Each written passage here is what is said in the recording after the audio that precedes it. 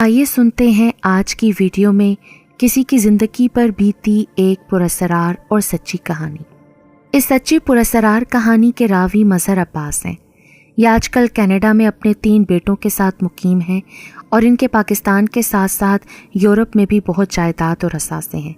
लेकिन इतनी दौलत अमारत होने के बावजूद ये इंतहाई सादा और मिट्टी हुई आजिज़ी वाली ज़िंदगी गुजारते हैं। मैंने उनसे पुरतजस्सुस होकर पूछा कि आप इतने सादा आजिज़ ज़िंदगी गुजारते हैं, हालांकि अल्लाह ताला ने आपको बहुत नवाजा है। क्या मैं आपसे पूछ सकता हूं कि आपने एक आम दरमियानी सतह की मालियाती हैसियत रखते हुए कैसे इतनी दौलत कमाई और कनाडा और यूरोप जैसे महंगे ममालिक में अपनी जायदादें बनाई? मेरे इस सवाल पर मौसूफ मजहर अब्बास साहब ने अपनी तरक्की के पीछे एक पुरअसरार सबब बताया, जो कि देखने समझने में नाकाबिल यकीन है, लेकिन मौसूफ रावी ने कुरान का हल्फ लेकर बताया कि इसका एक एक लफ्ज़ सच्चाई पर मबनी है। तो चलिए सुनते हैं उनकी ये कहानी उन्हीं की ज़ुबानी। ये 1956 की बात है कि मैं रावलपिंडी तकरीबन 20-30 मील दूर टेक्सला शहर में एक सिगरेट के बड़े व्यापारी के पास बहैसियत चपड़ासी की नौकरी किया करता था। उस ज़माने में मुझे 150 रुपये तनख्वाह मिलती थी। मेरे वालिद मोहतरम एक कोठी में साफ़ सफाई का काम करते थे। मुझे मेरे वालिद के मालिक ने अपने भाई की सिगरेट कंपनी में मुलाजमत के लिए भेजा था। वो माचिसों की भी सप्लाई करता था। यूं तो हमारा छोटा सा मकान ढोक खब्बा गरीब सी आबादी में था। अब तो खैर वक्त के साथ साथ ये बहुत आला अच्छा मकानात कमर्शियल किस्म का इलाका बन गया है, लेकिन उस वक्त मैं अपने मामू के साथ तरनोल गांव में उनके क्वार्टर में रहता था। मैं तरनोल से अपनी पुरानी साइकिल पर टेक्सला अपनी ड्यूटी पर जाता था। मेरा मालिक सेठ फरीदुद्दीन रावलपिंडी, लाहौर, पेशावर बड़े बड़े शहरों में पाशन शो सिगरेट और चांद मार्का माचिस की बड़े पैमाने पर सप्लाई करता था। इसके अलावा उसकी कंपनी में और भी छोटे मोटे कारोबार होते थे। सेठ फरीदुद्दीन का रवैया मेरे साथ बहुत अच्छा मुलायम तर्ज का था। वो मेरी तनख्वाह के अलावा गाहे बगाहे मुझे कुछ इजाफी रुपए और पैसे भी दे दिया करते थे, यानी 1-2 रुपये। वो अगरचे इखलाक का अच्छा इंसान था, लेकिन ड्यूटी लेने के मामले में वो बहुत सख्त था। उसकी मुझ समेत तमाम मुलाजमीन को हदायत थी कि सुबह सुबह 8:15 पर काम पर पहुंचो और जो मुलाजिम लेट आएगा उसकी तनख्वाह से फ़ी घंटे के लिहाज से कटौती होगी। वो हमारे लेट कंपनी में पहुंचने पर तनख्वाह में से ₹1-2 रुपया काट भी लेता था। इसलिए मैं सुबह तड़के फजर की नमाज पढ़ने और नाश्ते के बाद तरनोल से तेज़ तेज़ साइकिल चलाकर ड्यूटी पर पहुंचता था। तरनोल में मेरे मामू के घर रहने का मकसद ये था कि वहाँ से टेक्सला का फासला 10-15 मील रह जाता था। मैं हर हफ्ते को पिंडी अपने घर में भी आता जाता था। मैं पूरी छुट्टी के रोज़ अपनी फैमिली के साथ दिन गुजारता था। मेरे वालिद भी अपने मालिक की कोठी से घर आ जाते थे। मेरी फैमिली में मेरे अलावा 2 बहनें, 1 भाई शामिल था। वालिदा का कुछ अरसा पहले इंतकाल हो गया था। सादा दौर था, ख्वाहिशात कुछ ज़्यादा नहीं होती थीं, इसलिए कम आमदनी में अच्छा गुजारा हो जाता था। कुछ महंगाई भी इतनी ज़्यादा ना थी। यूँ समझें कि बड़ा गोश्त 3 रुपये और बकरे का 5 रुपये किलो था। दालें सब्जियाँ टकों या पैसों में मुयस्सर होती थीं। हर गरीब से गरीब इंसान पेट भरकर आराम से रोटी खाता था। कुछ ज़हनी सुकून भी था। हमारे ख़ानदान का वक्त अच्छा गुजर रहा था। हम लोग सब्र शुक्र से अपनी रूटीन मामूल की ज़िंदगियां गुजार रहे थे। दूसरी जानिब में अपने सेठ फरीदुद्दीन की कंपनी में बहुत दिल लगाकर मेहनत से नौकरी कर रहा था। सेठ को जब अपने कारोबार से अच्छी आमदनी होती तो वो हमें ईद, बकरीद, रमज़ान वगैरह में तनख्वाह का आधा बोनस दे दिया करता था। एक दिन ईद के मौके पर उसने मुझे 60 रुपये बतौर बोनस दिया। इस बड़ी रकम के मिलने से मुझे ये बहुत खुशी हुई कि चलो इससे मैं अपने और बहन भाइयों के ईद के कपड़े बनवा लूँगा। वैसे मैंने 50 रुपये अलहदा ईद के लिए ख़र्चा बचा कर रखा हुआ था। मैं एक दिन छुट्टी करके अपनी साइकिल पर तरनोल अपने मामू के घर आ रहा था कि जीटी रोड पर एक तरफ सड़क के किनारे मुझे एक ऐसा बूढ़ा मिला जो सर्दी से ठिठर रहा था। मैंने अपनी साइकिल को रोका और ठिठरते कांपते बूढ़े से पूछा कि तुम कौन हो और यहाँ क्यों बेआसरा बैठे हो। उसने शदीद कांपते हुए टूटे अल्फाज में मुझे कहा कि मैं बरी अमाम का मलंग हूँ। मैं पैदल अपने साथियों के साथ सफ़र कर रहा था तो रास्ते में मेरी तबीयत ख़राब हो गई थी, तो उन्होंने मुझे देसी दवाई दे दी। उससे मुझे गशी छा गई और मैं यहीं अपने कुत्ते के साथ रह गया। मैंने उसे कहा कि ये आप मुझे बड़ी अजीब बात बता रहे हैं कि आपके साथ ही आपको यूं बीमारी में मरता अकेला छोड़ गए। आपका कुत्ता कहाँ है? वो जवाबन बोला कि वो भी मिट्टी की ढेरी के पीछे भूख से निढाल पड़ा हुआ है। मैं जब मिट्टी के ढेर के पीछे गया तो वहाँ वाकई एक ज़रा बड़ा जवानी की हदूद में कदम रखता हुआ कुत्ता पड़ा हुआ था। वो बुरी तरह कपकपा रहा था, करीब मर था। मैंने फटाफट कुत्ते को अपनी गोद में रखा और कपकपाते बूढ़े को कहा कि तुम मेरी साइकिल के कैरियर के पीछे बैठो और कुत्ते को अपनी गोद में ले लो। मैं तुम्हें करीबी हकीम की दुकान से कोई दवाई दिलवाता हूँ और खाना भी खिलवाता हूँ। उस वक्त वहाँ सख्त सर्दी के अलावा बारिश की हल्की हल्की बूंदें भी पड़ रही थीं। मैंने सोचा कि ये बाबा अपने कुत्ते समेत मज़ीद यहाँ पड़ा रहा तो यकीनन ये बीमार होकर मर जाएगा। इसी ख्याल के आने पर मैंने उसे साइकिल पर बिठा लिया था। मैं बहरहाल थोड़ी देर बाद उन दोनों को अपने घर से करीब एक हकीम के पास ले गया। उसने कहा कि ये तो मरने वाले हैं, इन्हें फटाफट दूध में हल्दी और जवतरी डालकर पिलाओ ताकि इन्हें कुछ तकवीयत और राहत महसूस हो। बाद में इन्हें एक कुश्ता बनाकर दूंगा। उसके साथ साथ हकीम ने मुझे कहा कि इस कुत्ते को भी दूध देने के अलावा कुछ खाने को दो क्योंकि उसकी हालत ज़्यादा ख़राब थी। मैंने हकीम को 4 रुपए दिए।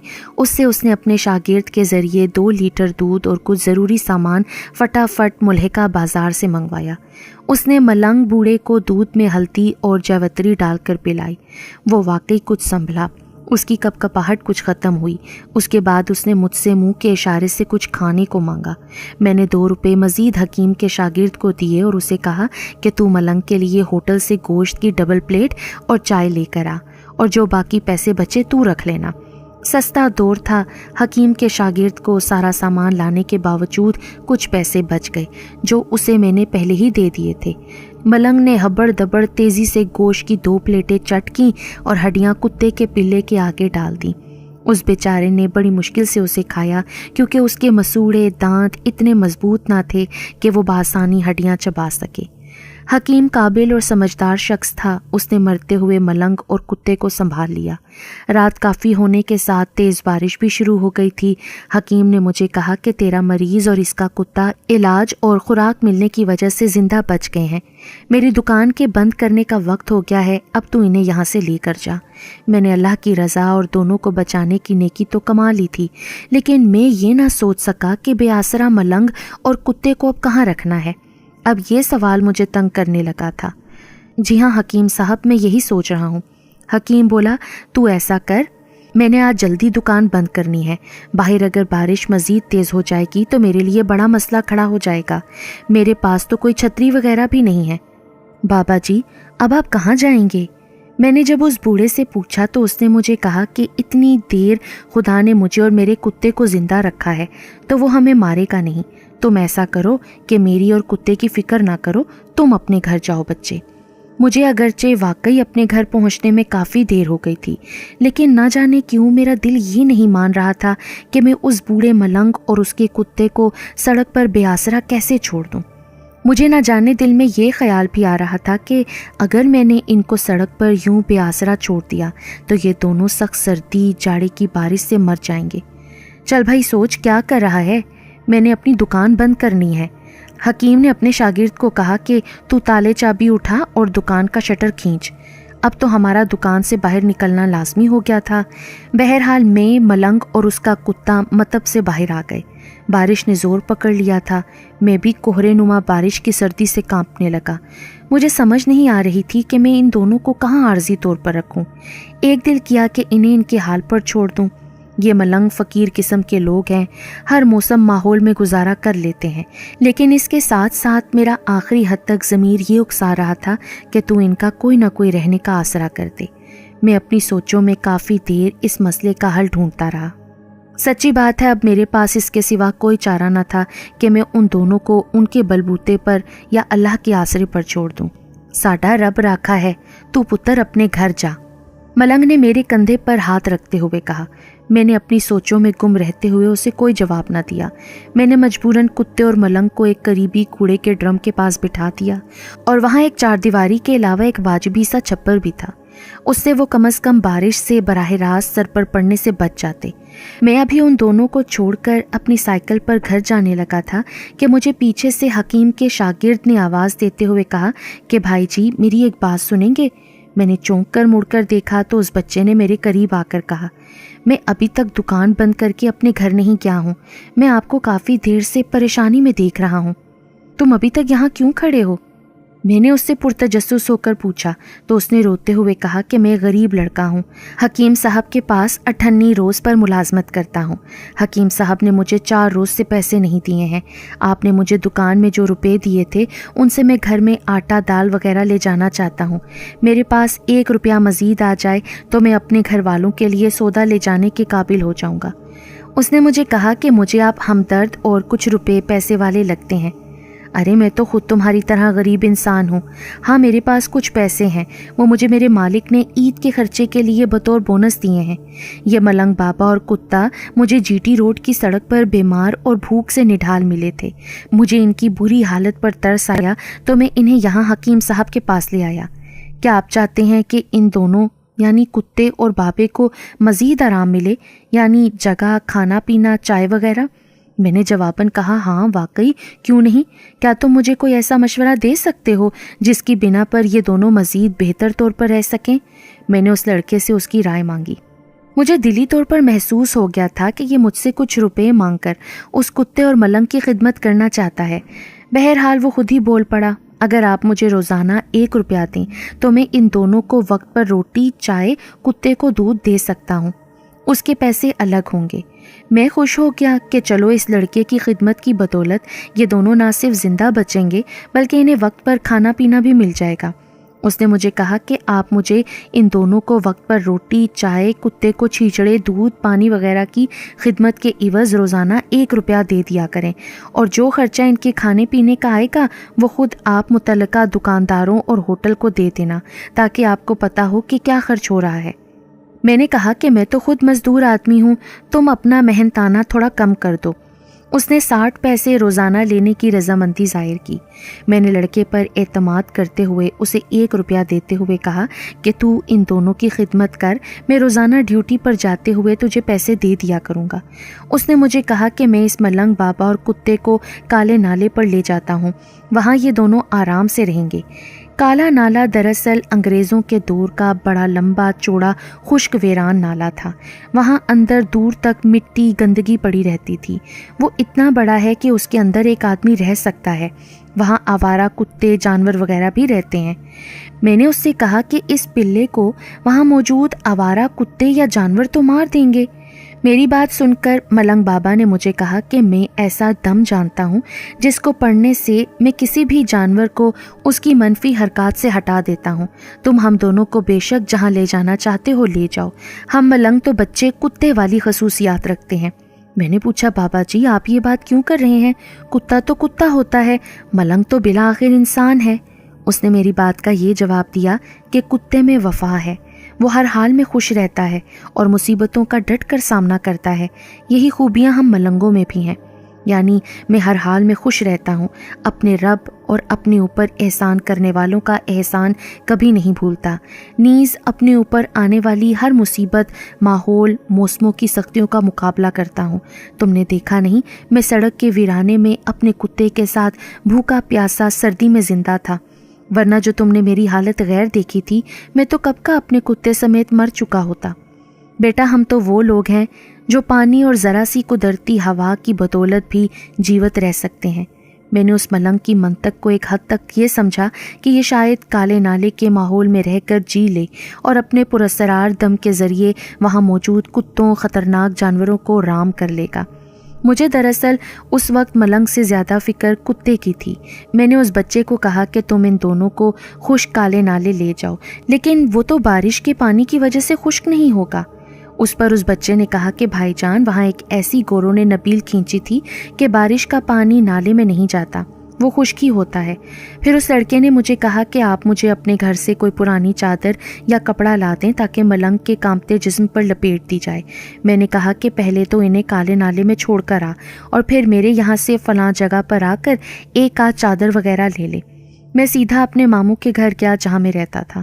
मैंने वहाँ से एक सड़ी पुरानी सी फटी चादर उठाकर अपने पास रख ली और उस लड़के का इंतज़ार करने लगा। मुझे उस वक्त दिल में खटका हो रहा था कि हो सकता है लड़का मेरे रुपए लेकर भाग ही ना जाए और वो मेरे घर ना आए। लेकिन मेरी ये सोच और अंदेशा गलत निकला। वो लड़का वाकई अपने वादे का पक्का निकला। वो मेरे घर आया। उसने मुझे कहा कि मैंने मलंग और कुत्ते को काले नाले के दाखिली रास्ते के साथ एक बहुत महफूज अच्छी जगह बिठा दिया है। वहाँ नाले की छत और एक चबूतरा सा भी है। वहाँ मलंग और कुत्ता आराम से सो भी सकते हैं। उस लड़के ने कहा कि वहाँ कई कुत्ते मौजूद हैं। मलंग ने ना जाने कौन सा ऐसा सुर दम पड़ा कि वहाँ पर मौजूद सारे कुत्ते और जानवर एहतराम से उसके सामने सर झुकाकर बैठ गए। पहली बार मुझे एहसास हुआ कि वाकई ये बज़ाहिर मजजूब फ़कीर साधु किस्म के गंदे नज़र आने वाले लोगों के अंदर कोई ना कोई पुरअसरार गैबी ज्ञान मौजूद होता ज़रूर है। बहरहाल मैंने लड़के को सख्ती से ताकीद की कि उन दोनों का तूने खाने पीने रहने का ख़ास ख्याल रखना है और मैं तुझे जो तेरे और दुकानदारों या होटल वालों के पैसे बनेंगे वो दूंगा। उसने मुझे ताबेदारी से कहा कि भाईजान, मैं आपके दिए गए रुपयों को हरगिज़ अपने ऊपर हराम नहीं करूंगा, बल्कि आपको रोज़ाना उनका हाल अहवाल भी बताऊंगा। आप खुद भी आकर उन दोनों को वहाँ देख सकते हैं। मैंने उससे कहा कि यार, मैं कहाँ उस गंदे ख़तरनाक कुत्तों से भरे नाले में आऊँगा, मुझे तुझ पर एतबार है। उस लड़के ने मेरे हाथों से फटा सड़ा पुराना बदबूदार कंबल लेते हुए कहा कि इसमें से बड़ी भयानक सड़ी महक आ रही है। मैंने कहा कि यह दरअसल अस्तबल में गाय बकरियों के ऊपर सर्दियों से बचने के लिए डाला जाता है। इस पर उन जानवरों ने अपना बोल बराज किया हुआ है। ये मामे ने छत पर नीम छत्ती पर डाला हुआ था। बहरहाल वो लड़का चला गया। उस रात सख्त सर्दी और तेज़ बारिश शुरू हो रही थी। मैं अपने बिस्तर पर बड़ी बेचैनी से सोया। मुझे बार बार उस नाले में रहने वाले मलंग बाबा और उसके कुत्ते का ख्याल आ रहा था कि वो ना जाने वहाँ किस हाल में होंगे। मैंने बड़ी मुश्किल से वो रात अपने बिस्तर पर गुजारी। मैं सुबह तड़के ही अपनी साइकिल के ज़रिए हल्की बूंदाबांदी में सर्दी के थपेड़े खाता हुआ काले नाले डरते डरते पहुंचा। वहां का रास्ता खौफनाक हद तक वीराने खुदरो झाड़ फूस पर मुश्तमिल था। यहाँ तक कि नाला भी लंबे लंबे सरकंडों खुदरो झाड़ियों से मुकम्मल तौर पर ढक चुका था। मैं आहिस्ता आहिस्ता कदमों के साथ वहाँ पहुँचा। वहाँ मैंने बड़ा अजीब नाकाबिले यकीन ये मंजर देखा कि मलंग के इर्द गिर्द 10-15 हट्टे कट्टे कुत्ते सर झुकाए इस तरह बैठे थे जैसे कि वो उनका आका हो, जबकि उसका अपना पिल्ला उनकी कमरों पर चढ़ा बेबाक तरीके से खेल रहा था। मैंने दूर से ही आवाज़ दी, बाबा जी, मैं क्या आपके करीब आ जाऊं? क्या ये कुत्ते मुझे काटेंगे नहीं? अरे बिला धड़क, बगैर खौफ के तू मेरे पास आ। उसने मुझे देखते हुए अपना हाथ हिलाया। मेरे दिल में फिर भी खौफ की अलामात मौजूद थीं। मैं आहिस्ता आहिस्ता कदम बढ़ाता खुदरो झाड़ियों सरकंडों को फलांगता हुआ उसके पास पहुंचा। वहाँ कुछ नोकीली कांटों वाली जड़ी बूटियों की वजह से मेरे पाँव की ऊपरी पिंडली की जगह छोटे छोटे जख्म भी बन गए। मलंग बाबा ने मुझे कहा कि तू वाकई मेरा और मेरे कुत्ते का हमदर्द और ख्याल रखने वाला लड़का है। तूने हमें जिंदा बचाकर नई जिंदगी दी है, हालांकि तूने हमारी खातिर बड़ा कष्ट उठाया है। मेरी ऊपर वाले से दुआ है कि तुझे इसकी इतनी अच्छी जज़ा दे जैसा कि तू तसव्वुर भी ना कर सके। उसका कुत्ता जो मस्तियाँ कर रहा था, वो वहाँ मौजूद कुत्तों की कमरों सरों पर चढ़ा भौंक रहा था। वो मेरे पास आया और मेरे कंधे पर चढ़कर मेरा मुंह चाटने लगा। मुझे सच्ची बात है वहम हुआ। मैंने उसे अपने पास से हटाना चाहा तो वो मलंग बोला, अरे ये तुझसे इटकेलियाँ कर रहा है, इसे अपने ऊपर खेलने दे। तेरी मेहरबानी कोशिशों से जो हकीम ने हम दोनों का इलाज किया है, उससे हमें नई ज़िंदगी मिली है। बाबा जी, आपने और पिल्ले ने कुछ खाया नहीं? अल्लाह कुछ ना कुछ दे देगा बेटा, वो हमें भूखा नहीं मारेगा। यहाँ आपको कौन चाय पानी देगा? आप मेरे साथ बाजार चलें, मैं आपको चाय कुलचा और कुत्ते को कुछ खिलवा दूँ। मुझे पूरा यकीन था कि हकीम का शागिर्द जिसे मैंने इन दोनों की खिदमत खाने पीने के रुपए दिए थे वो खा गया होगा और अब नहीं आएगा। बाबे ने कहा, मुझे भूख नहीं है। मैंने पलसा नामी खुदरों के पत्ते चबा लिए थे और बारिश का पानी पी लिया है, जबकि मेरे पिल्ले ने यहाँ पड़े कुत्तों का मारा हुआ खरगोश का कुछ गोश्त खाया है। मैंने देखा कि वो पिल्ला वाकई हशाश बशाश था, लेकिन फिर भी मैंने सोचा और महसूस किया कि इन दोनों को बाजार ले जाकर चाय नाश्ता वगैरह करा दूँ। मलंग बाबा ने अपने पिल्ले को कोई लफ्ज़ कहकर पुकारा तो वो उसके पास उछल कर आया। चल, तू मजबूर करता है तो मैं तेरे साथ बाजार चलता हूँ। वो अभी उठा ही था कि सामने झाड़ियों से हकीम का शागिर्द और उसके साथ एक हम उम्र लड़का अपने हाथ में चाय की केतली पकड़े और लिफाफे में बड़ा पराठा लिए हमारे पास पहुंचे। तू वाकई अपने वादे का खरा रहा यार, मैं तो समझा था कि तू नहीं आएगा। भाई आपको मैंने कहा था कि मैं आपके पैसे अपने ऊपर हराम ना करूँगा।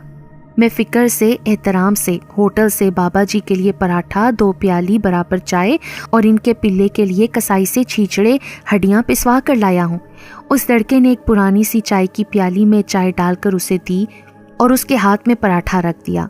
मलंग ने बड़ी आहिस्तगी तमीज़ के साथ उसे तनावल किया, जबकि कुत्ते के पिल्ले ने भी उस कीमा और हड्डियों के चूरे को भी बड़े तहम्मुल से आधा खाया और फिर उस मलंग ने कोई मखसूस आवाज़ दी। उसके बाद वहाँ मौजूद कुत्तों ने बकिया नाश्ता किया। वो इससे पहले बिल्कुल भी पिल्ले और मलंग के पास नहीं आए थे। इस बात की मुझे हैरानगी हुई कि वहाँ का माहौल बहुत पुरसकून था। ये कौन लड़का है? मैंने हकीम के शागिर्द से पूछा तो उसने कहा कि ये मेरे मोहल्ले में रहता है और ये भी मेरी तरह गरीब लड़का है। मैं इसे अपने साथ छोटे मोटे काम के लिए रखता हूँ और कभी कभार इसे 2-4 आने दे देता हूँ। इसे मैंने कहा कि अगर मुझे किसी वजह से इन बाबा और इनके कुत्ते की खिदमत में कोई सुस्ती हो जाए तो तुम मेरी जगह ये काम करना। ओहो, मैंने तो अभी तक तुम्हारा नाम ही नहीं पूछा। और तुम्हारे दोस्त का भी क्या नाम है? हकीम का शागिर्द बोला। जी, मेरा नाम शहजाद अली और मेरे दोस्त का नाम मुजम्मिल शाह है। उसने मुझे कहा कि मैं आपका काम मजबूरी से कर रहा हूँ। दरअसल हकीम साहब ने मुझे गुज़िश्ता 4 रोज़ से दिहाड़ी नहीं दी, जबकि मुजम्मिल शाह ने कहा कि मेरे तो इससे भी हल्के माली हालात हैं, इसे तो कुछ न कुछ रोज़गार मिल जाता है, लेकिन मेरे पास तो वो आसरा भी नहीं है। मुजम्मिल शाह दरअसल हकीम के शागिर्द से कुछ 1-2 साल बड़ा और जानदार था, लेकिन उसके कपड़े इंतहाई बोसीदा और फटे पुराने से थे और उसने जो रबड़ की चप्पल पहनी हुई थी उसका तलवा ही कटा फटा सा था। वो सख्त सर्दी की वजह से इंतहाई कांप रहा था। मुझे उस पर तरस आया। मैंने उसे कहा कि मैं तुझे अपनी ड्यूटी पर जाते हुए एक चप्पल और गर्म कपड़े बाजार से दिलवा दूंगा। उसने बड़ी ताबेदारी से कहा कि भाईजान, मैं शहजाद के साथ मिलकर मलंग बाबा और कुत्ते की खूब सेवा करूंगा। इन्हें वक्त पर खाना, चाय और कुत्ते को दूध और छीछड़े दूंगा, लेकिन आप मुझे भी रोज़ाना कुछ पैसे दे दिया करें। मैंने उसे कहा कि जैसा कि मैंने शहजाद को बताया है कि मैं तो खुद ही एक कंपनी में मामूली सी नौकरी करता हूँ। मैं तुम दोनों को अलहदा-अलहदा पैसे नहीं दे सकता। हाँ, मैं ऐसा करता हूँ कि 15 पैसे मज़ीद शहजाद के खाते में बढ़ा देता हूँ। तो मुझसे कुछ पैसे लेकर अपना दाल दलिया चला लेना। भाईजान, हम आपके पीछे इन दोनों का ख़ास ख्याल रखा करेंगे, आप बेफिक्र हो जाएं। मज़ीद मुजम्मिल शाह ने मुझे कहा कि मैं मलंग बाबा और कुत्ते के लिए पत्थरों और ईंटों से एक चबूतरा सा बना दूंगा और उस पर कोशिश करूंगा कि सरकंडों बांस की छत सी बनवा दूं। उसने इस काम के लिए मुझसे 10 रुपये मांगे।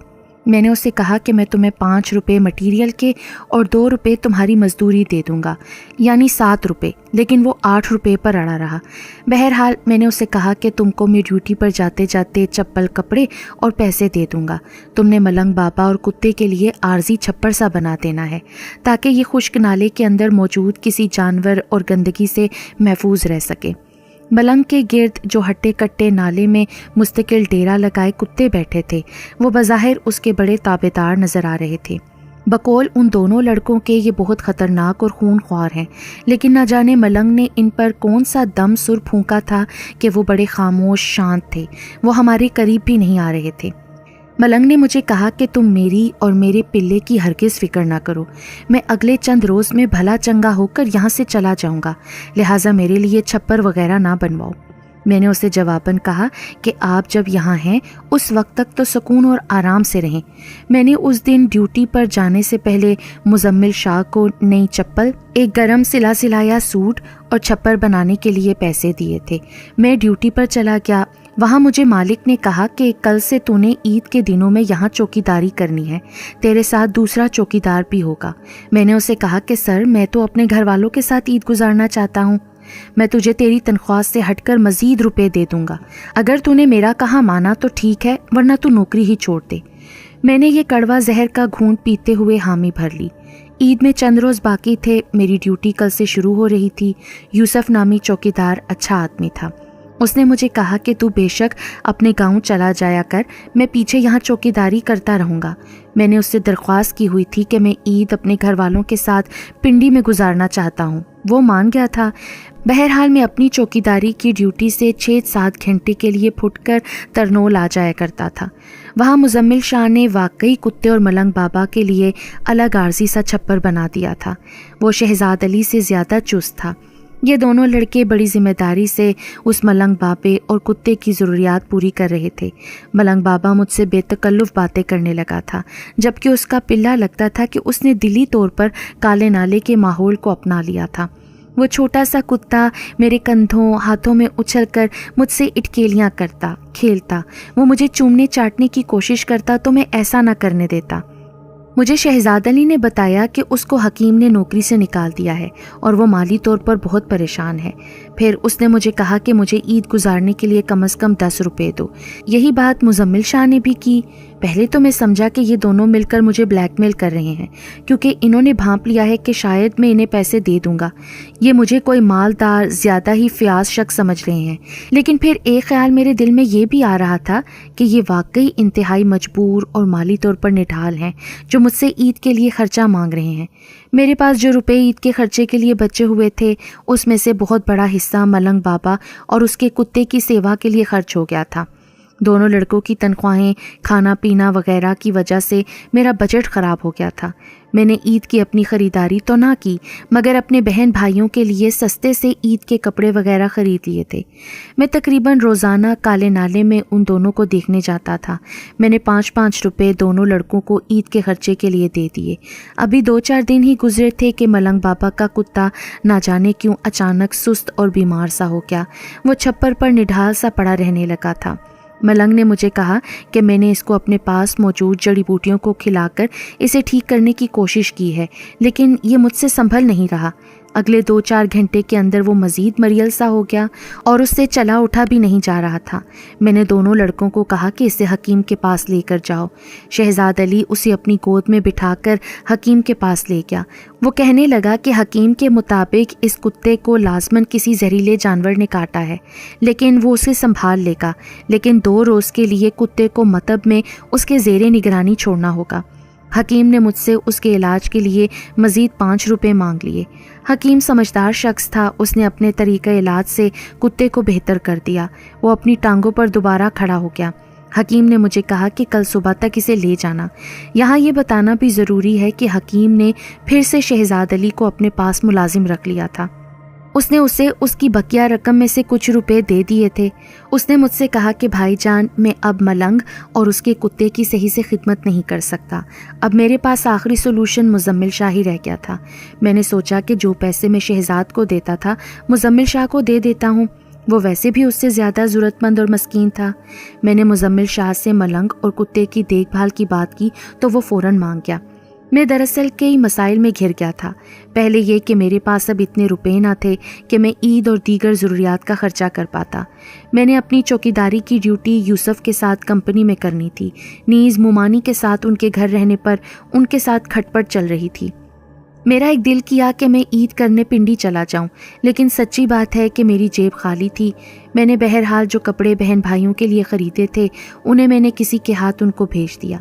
मैंने तरनोल बाज़ार के एक जानने वाले दोस्त से 10 रुपये उधार लिए, क्योंकि मैंने मुजम्मिल शाह को वादे के मुताबिक उसकी तयशुदा मजदूरी देनी थी।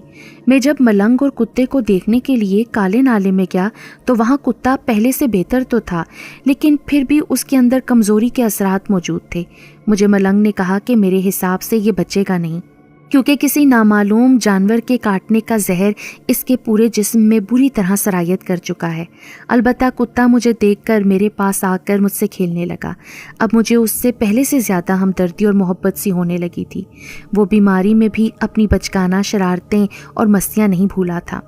वो मुझसे मज़ीद खेलना चाहता था, लेकिन मैंने महसूस किया कि उसमें ऐसा करने की हिम्मत नहीं है। मुजम्मिल शाह बदस्तूर उन दोनों की खिदमत मदारत कर रहा था। काले नाले के गिर्द मज़ीद कुत्ते और कुछ भेड़िए वगैरह भी आ गए थे। वो मलंग बाबा के सामने बड़े अदब से चौकड़ी मार कर बैठते थे। वहाँ का माहौल बड़ा पुरस्सरार और खौफ पैदा करने वाला होता था, लेकिन मलंग बाबा ने मुझे ये यकीन दिलाया हुआ था कि ये तमाम कुत्ते, भेड़िए, जानवर बाबा के ताबेदार हैं।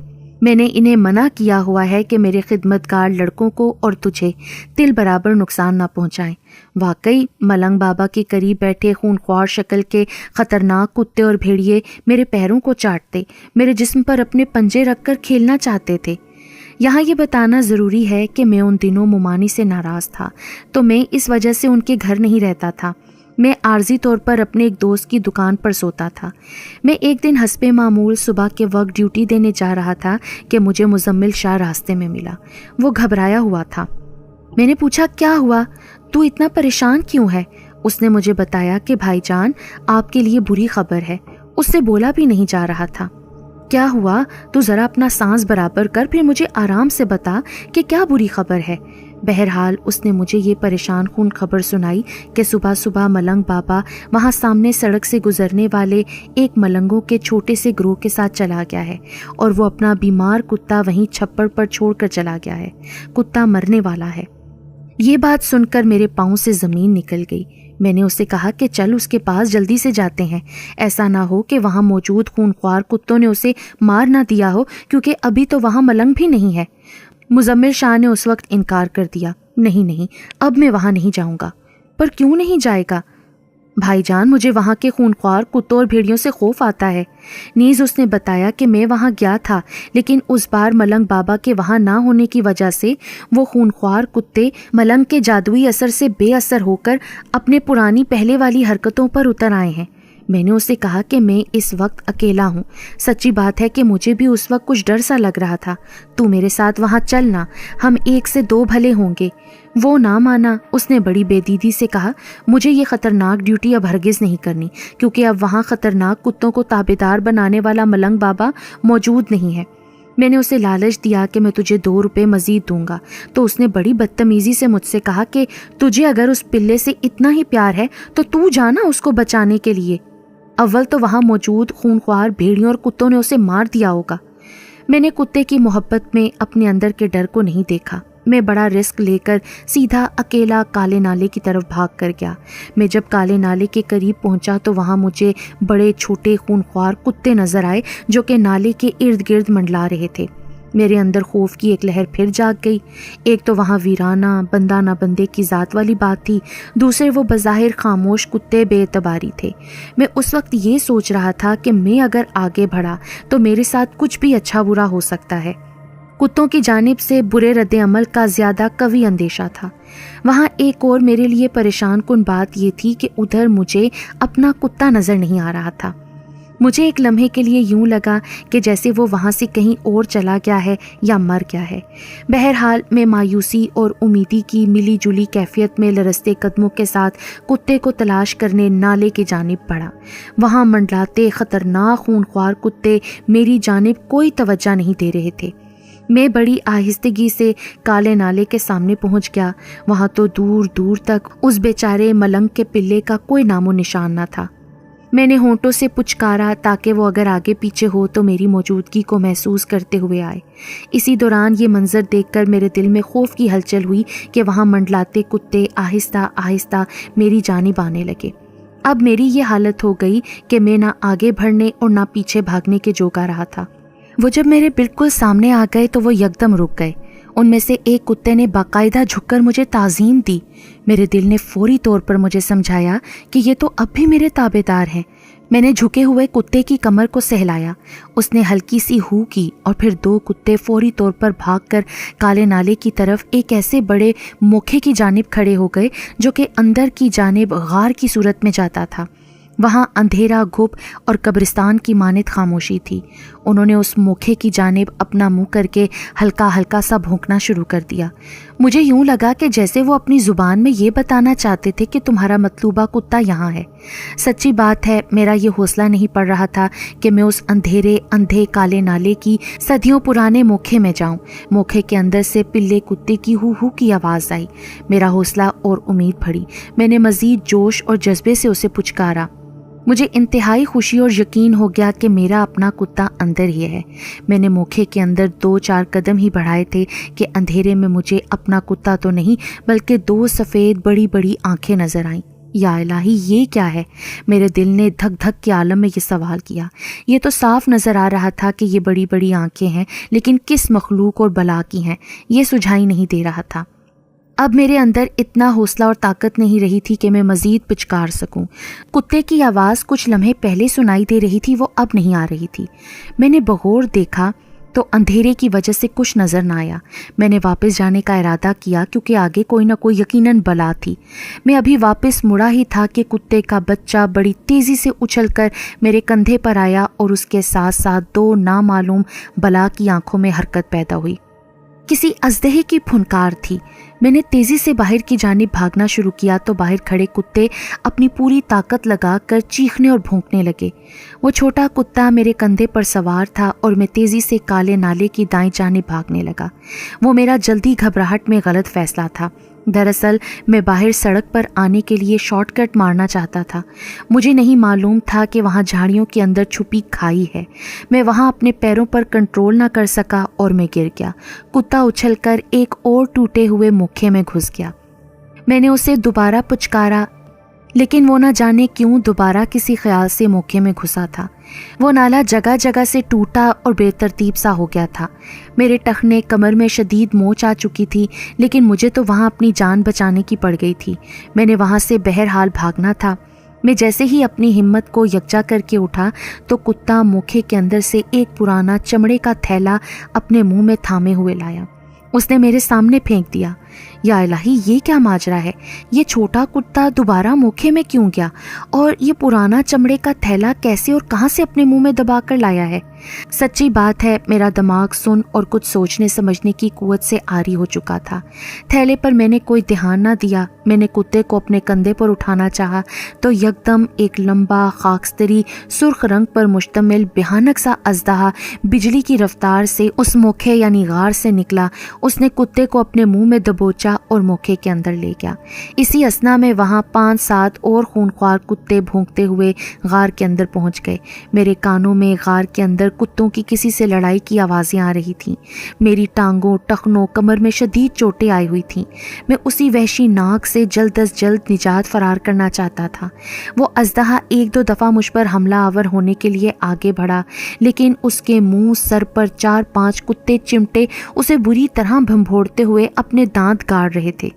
دوسری جانب اژدہا بھی شدید تکلیف کے غصے میں انہیں پوری طاقت سے زمین پر ادھر ادھر پٹک رہا تھا، جبکہ اس کے بقیہ جسم پر 2-3 کتے چمٹے ہوئے تھے۔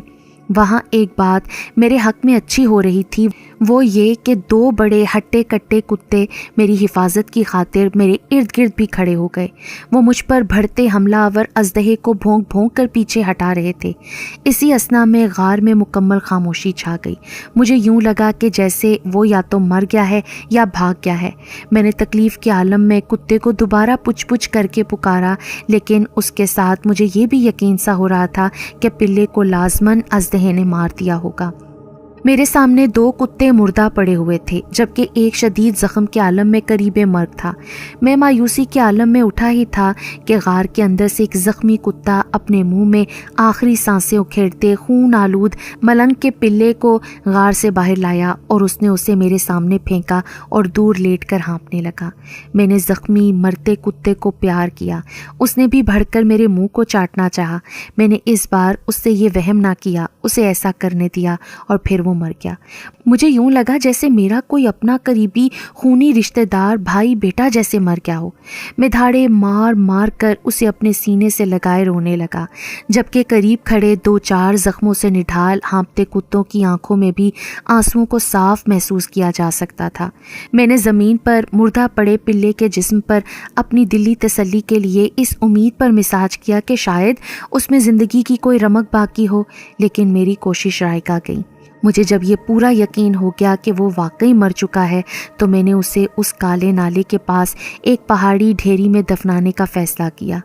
میں بذات خود بھی شدید زخمی تھا، لیکن اس کے باوجود میں نے اسے باعزت طور پر دفنانے کا فیصلہ کیا۔ میں نے وہاں اگے خودرو بڑے بڑے پتوں کو جوڑ کر اس کی لاش کو لپیٹ کر اسے زمین پر رکھ کر ایک بڑی سوٹی کی مدد سے وہاں اتنا گڑھا کھودنے کی کوشش کی جس میں اس کی لاش سما سکے۔ وہاں دلچسپ بات یہ ہوئی کہ میرے ساتھ وہاں موجود 2 کتوں نے اس کھڈے کو کھودنے میں میری مدد کی۔ وہ شاید میرا مقصد سمجھ گئے تھے۔ ان دونوں کتوں نے اپنے پنجوں کی مدد سے بالکل بجلی کی مانند تیزی سے اس گھڑے کو کھودا۔ اسی دوران انہی میں سے ایک کتا پلے کی جانب سے لایا ہوا چمڑے کا تھیلا اپنے منہ میں دبا کر میرے پاس لایا اور اس نے اسے میرے ہاتھوں کے آگے پھینک دیا۔ میں نے ایک لمحے کو گھڑے کے کھودنے کے کام کو روکا اور تجسس کے عالم میں اس چمڑے کے تھیلے کے منہ کو کھولا۔ وہ ایک چمڑے کی ڈوری سے بندھا ہوا تھا۔ تو یہ منظر دیکھ کر میرے ہوش باختہ ہو گئے۔ مجھے اپنی آنکھوں اور ذہن پر یقین ہی نہ آ رہا تھا۔ اس تھیلے میں کم از کم 40 سونے کی اشرفیاں بھری پڑی تھیں۔ میں نے بہرحال فٹافٹ اسے ایک طرف رکھ کر پلے کو اس گھڑے میں دفنا دیا۔ میں نے جب آخری بار مرے ہوئے پلے کا بغور دیدار کیا تو یقین جانیے میرا فرتے جذبات اور غم سے دل پھٹنے اور رونے کو آیا۔ مجھے اس پلے کی مردہ آنکھوں کو دیکھ کر یوں لگا جیسے کہ وہ مجھے کہہ رہا ہو، تو نے میری اور میرے مالک یعنی ملنگ بابا کی جو جان بچائی تھی اور جو ہم دونوں کا خیال رکھا تھا، یہ اس نیکی کا احسان ہے۔ اس پلے کی وجہ سے جو مجھے سونے کی 40 اشرفیاں ملی تھیں، ان کو میں نے ایک قدردان گورے کے ہاتھوں اچھی کثیر قیمت میں فروخت کیا۔ اس خزانے سے حاصل دولت سے نہ صرف میری بلکہ میرے خاندان کی معاشی لحاظ سے زندگی سنبھل گئی۔ پھر اس دن کے بعد سے میری دولت میں کبھی کمی نہیں آئی۔ میں ترقی پر ترقی کرتا چلا گیا اور آج نہ صرف پاکستان بلکہ دوسرے ممالک میں بھی میری جائیداد اور کاروبار ہے۔ اور یقیناً یہ سب کچھ اس بریمام کے ملنگ بابا اور اس کے پلے کی خدمت اور ان کی دی گئی دعا کا ثمر ہے۔